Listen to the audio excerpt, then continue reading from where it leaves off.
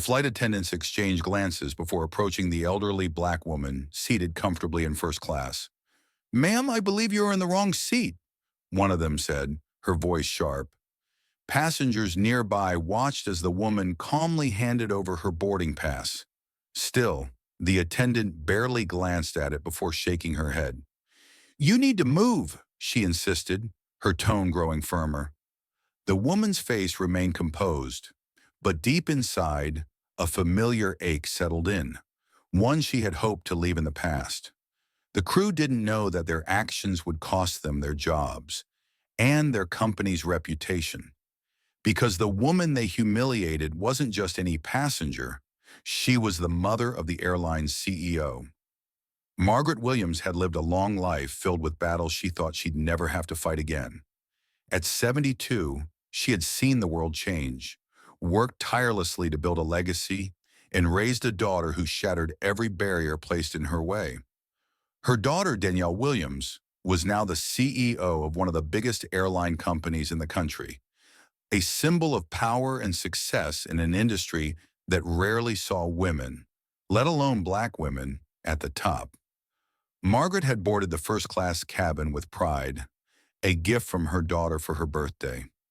She settled into her seat, enjoying the quiet luxury, unaware that she would be treated like an outsider in a place she had every right to be within minutes. As the flight prepared for takeoff, murmurs spread through the cabin. An elderly black woman in first class? Alone? It didn't take long before a flight attendant approached with a forced smile. "Excuse me, ma'am, but are you sure you're supposed to be here?" Margaret, unfazed, handed over her boarding pass, but the attendant barely looked at it before shaking her head. "There must be some mistake," she said, her voice tight with doubt. "Did someone upgrade you?" The words stung.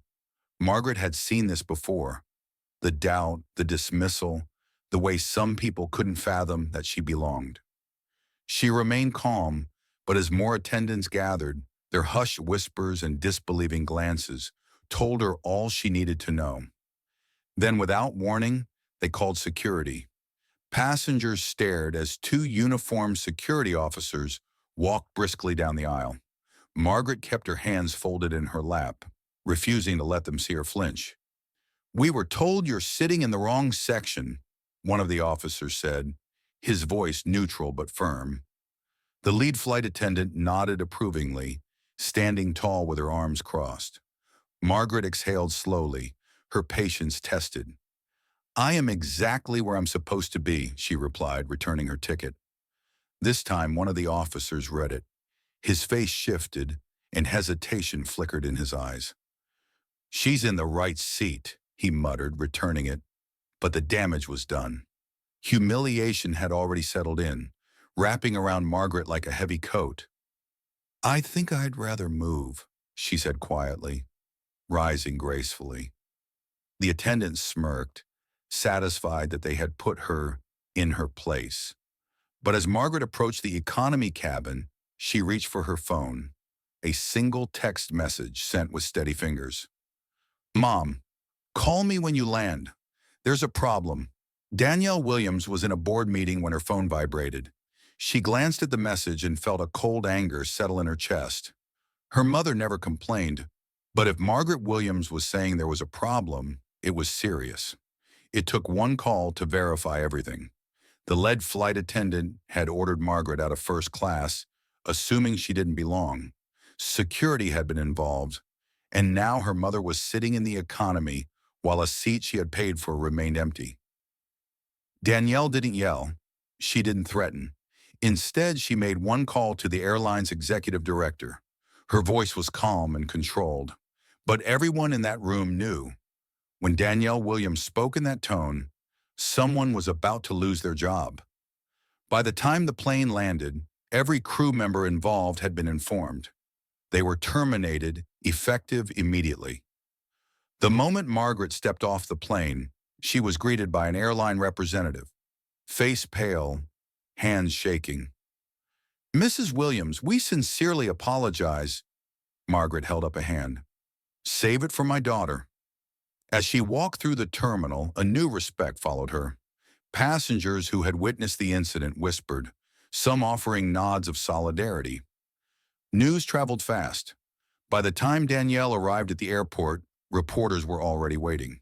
The airline released a public apology, but the damage was done. The incident sparked outrage on social media, with thousands sharing similar experiences. Danielle didn't just fire the employees. She launched a new training program, ensuring that no one, regardless of race, would ever face such humiliation again. As for Margaret, she didn't need revenge. She had something better: justice. When she took her next flight, she sat in first class again. But this time, the crew made sure she was treated exactly as she deserved, with respect. Would you have handled it differently? Or is this the only way companies will learn? Let's talk in the comments. If you enjoyed this story and found it thought-provoking, don't forget to like, share, and subscribe for more powerful narratives. Your support helps bring more eye-opening stories to life. Where are you watching this video from? Let us know in the comments. Take care.